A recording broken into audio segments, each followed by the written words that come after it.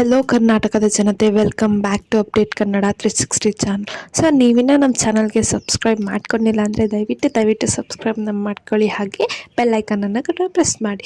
So ಇವತ್ತಿನ ವಿಡಿಯೋಗೆ ಬರೋದಾದರೆ, ಸೊ ತುಂಬ ಜನಕ್ಕೆ ಇನ್ನು ಗೃಹಲಕ್ಷ್ಮಿ ಹಣ ಬಂದಿಲ್ಲ, ಒಂದು ಕಂತಿನ ಹಣನೂ ಕೂಡ ಬಂದಿಲ್ಲ. ಬಟ್ ಆದರೆ ಸರ್ಕಾರ ಈ ತಿಂಗಳು 5ನೇ ಕಂತಿನ ಹಣ ಬಿಡುಗಡೆ ಮಾಡೋಕ್ಕೆ ರೆಡಿ ಆಗ್ತಾ ಇದೆ. ಬಟ್ ನಿಮಗಿನ್ನ ಒಂದು ಕಂತಿನ ಹಣನೂ ಬಂದಿಲ್ಲ, ಏನು ಮಾಡಬೇಕು?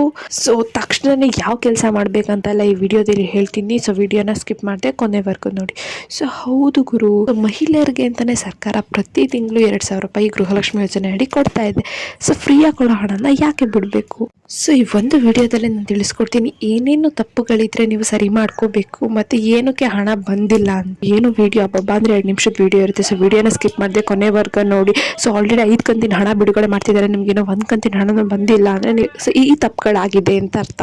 ಸೊ ಗೃಹಲಕ್ಷ್ಮಿ ಹಣ ಇನ್ನೂ ಬಂದಿಲ್ಲ ಅಂದರೆ ನಿಮ್ಮ ಖಾತೆಗೆ ನೀವು KYC ಮಾಡಿಸಿಲ್ಲ ಅಂತ ತಿಳಿಬೇಕು. ಈ ಗೃಹಲಕ್ಷ್ಮಿ ಹಣ ಬಂದಿಲ್ಲ ಇಲ್ಲ ಅಂತ ಮೊದಲು ನೀವು ಚೆಕ್ ಮಾಡ್ಕೊಳ್ಳಿ, ನಂತರ ನೀವು KYC ಮಾಡಿಸ್ಬೇಕು.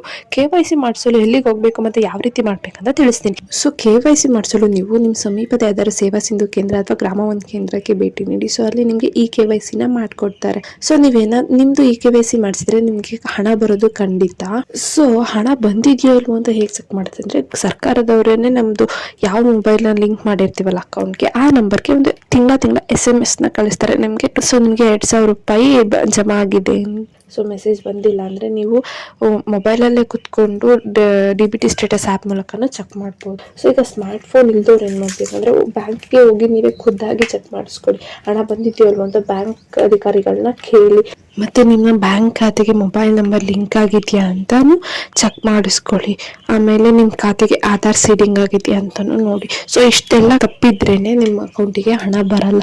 ಸೊ ಯಾರ್ಯಾರೆಲ್ಲ ಇನ್ನೂ ಆಗಿ KYC, ಆಧಾರ್ ಸೀಡಿಂಗ್ ಮತ್ತು ಮೊಬೈಲ್ ನಂಬರ್ ಲಿಂಕ್ ಮಾಡಿಸಿಲ್ಲ, ದಯವಿಟ್ಟು ಮಾಡಿ. ಹಣ ಬಂದಿದೆಯೋ ಇಲ್ವೋ ಅಂತ ನೀವು ಮನೆಯಲ್ಲೇ ಕುತ್ಕೊಂಡು ಮೊಬೈಲಲ್ಲೇ ನೋಡ್ಬೋದು. ಸೊ DBT ಕರ್ನಾಟಕ ಅನ್ನೋ ಒಂದು ಅಪ್ಲಿಕೇಶನ್ ಡೌನ್ಲೋಡ್ ಮಾಡಿಕೊಂಡ್ರೆ ನೀವು ನಿಮ್ಮ ಜಸ್ಟ್ ಆಧಾರ್ ಕಾರ್ಡ್ ನಂಬರ್ ಹಾಕಿ ಅಲ್ಲಿ ಸ್ವಲ್ಪ ಡೀಟೇಲ್ಸ್ನ ಕೇಳುತ್ತೆ, ಅದನ್ನು ಫಿಲ್ ಮಾಡಿದ್ರೆ ಮನೆಯಲ್ಲೇ ಕುತ್ಕೊಂಡು ನೀವು ಗೃಹಲಕ್ಷ್ಮಿ ಯೋಜನೆ ಹಣ ಬಂದಿದೆಯೋ ಇಲ್ವೋ ಅಂತ ಚೆಕ್ ಮಾಡ್ಬೋದು.